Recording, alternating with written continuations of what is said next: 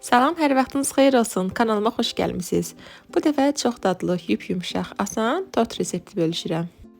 Bu arada YouTube-da artıq 10.000 izləyicini keçmişəm. Bu münasibətlə tortun üzərinə 10K yazdım.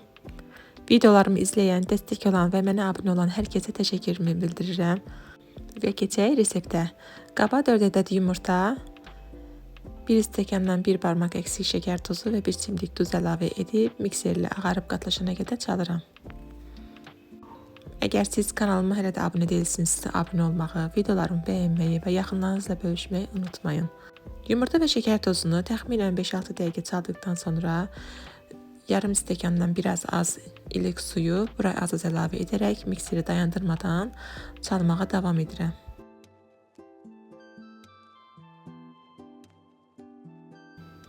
Üzərinə yarım stəkan duru yağ əlavə edirəm.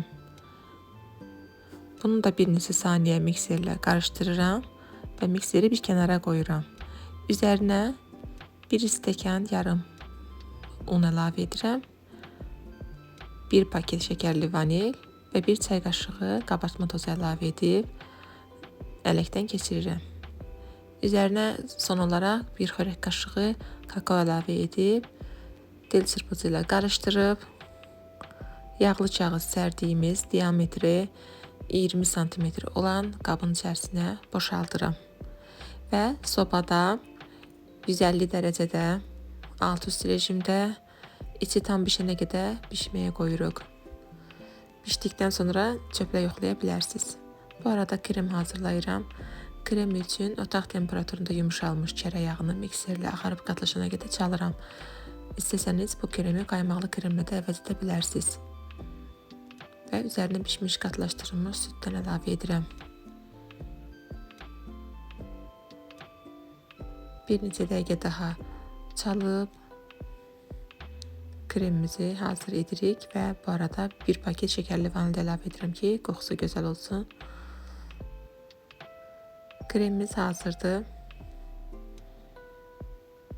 Biskvitimiz də pişdi, sobadan çıxardım. Soyduqdan sonra 3 bərabər hissəyə kəsirəm.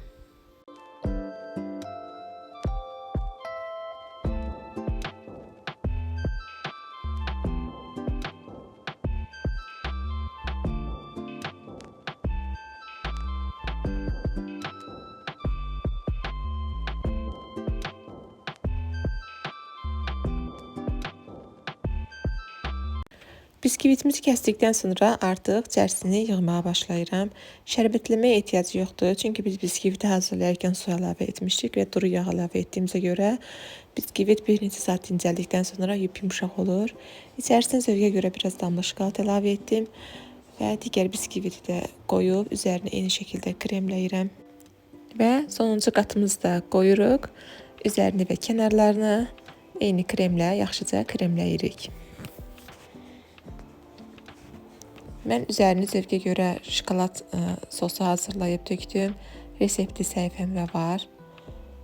Çox asan hazırlanır və tez hazırlanır. Hər tərəfinə bərabər şəkildə yayıram. Kənarlarını isə biskvitdən çıxan biraz ovuntu ilə örtürəm. Və budur, tortumuz hazırdır. Yaxşı olardı ki, siz dincəldikdən sonra kəsəsiniz. Amma mən tez kəsdiyimə görə elə biskvit tam özünü tutmayıb. Çox ləzzətli oldu. İzlədiyinizə görə təşəkkür edirəm. Yeni videolarımda görüşmək diləyilə.